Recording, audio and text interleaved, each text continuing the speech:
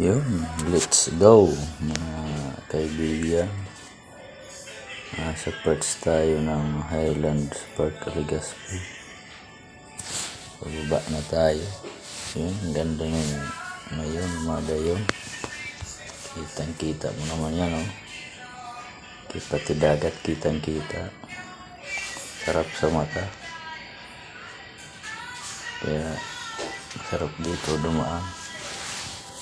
Talagang napipil mo yung ganda ng kalikasan dito.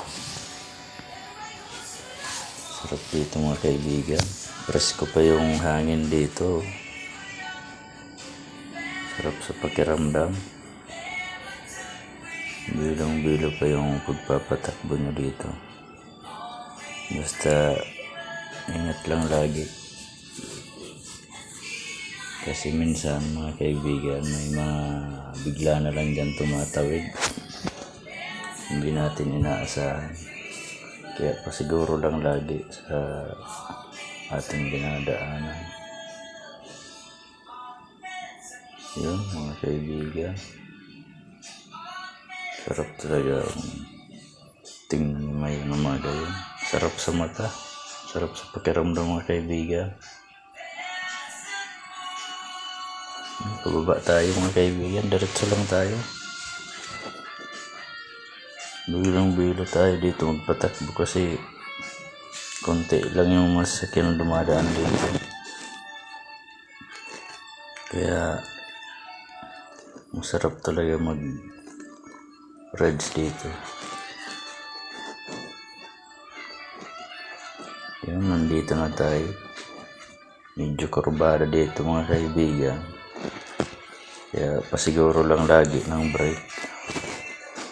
Yun yung pinaka importante dito. Yung brake. Daming kurbada kasi dito. Basta ride safe lang mga kaibigan. Yun yung pinaka mahalaga sa lahat. Para safe.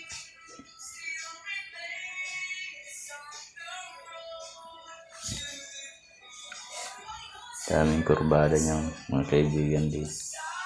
Sa pababa na yan. Sa first tayo ng pababa sa Pinarik na tayo. Yun yung dadaanan natin.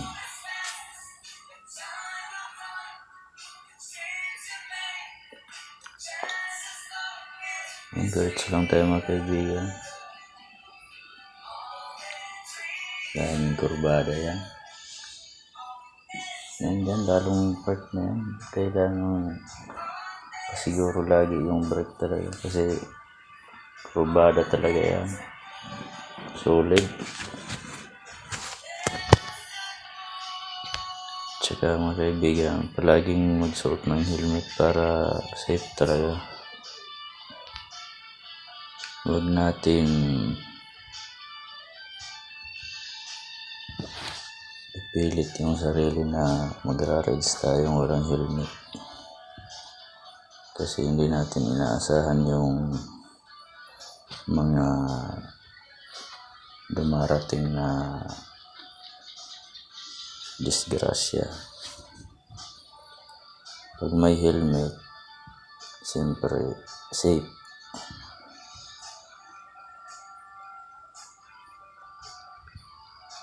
Hindi man natin inaasahan pero mas maganda na yung laging magpasiguro.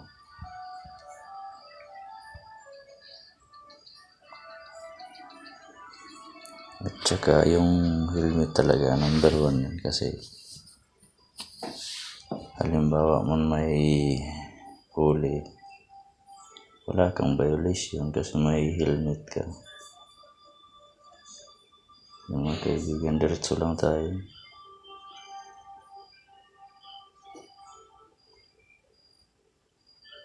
Nasa Pinarik na tayo. Yun. Punta na tayo ng sentro ng Legazpi. Kakanan na tayo mga kaibigan. Dito na tayo sa kanan, liliko.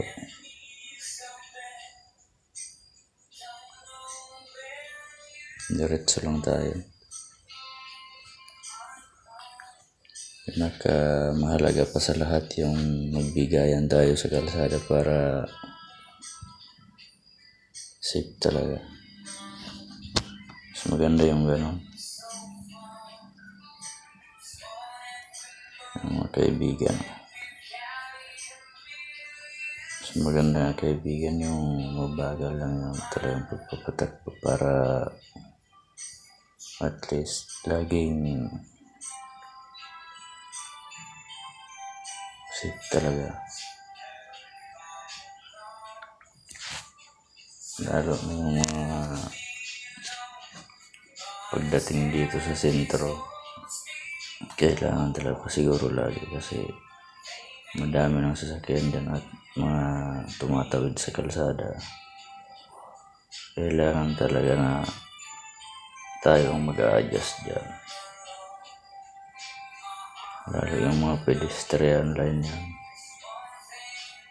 Laging pasiguro tayo dyan.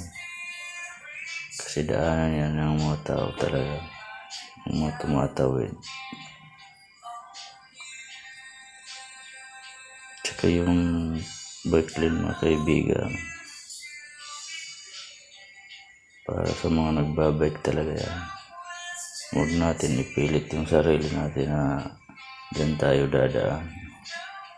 O kaya hihinto. Kasi mahirap na yung disgrasya. Dapat kaibigan, kung biyahe tayo diretso, lagi tayo dito lang sa gitna magpatakbo. Pero dapat palaging pasiguro sa pagpapatakbo.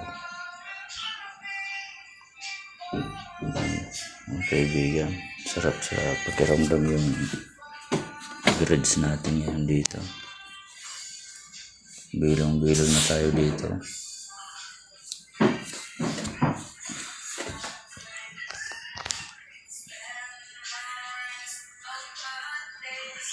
Dahan-dahan lang tayo mga kaibigan pagpapatakbo para ma-feel natin yung sarap sa pag-rides.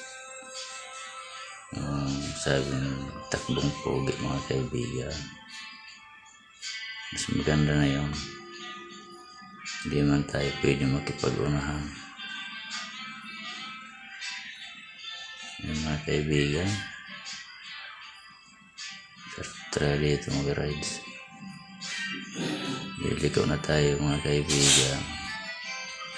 Sa pagliko, panatilihin natin talaga yung dapat sigurado tayo na wala tayo dyan mga didisturbo sa pagliko natin. Magbigayan tayo para safe. At saka diretso yung biyahe natin. Mas masarap sa pakiramdam yung diretso yung biyahe natin. Walang napiperwisyo. Yung mga kaibigan, thank you. Hanggang dito na lang tayo. Ride safe everyone.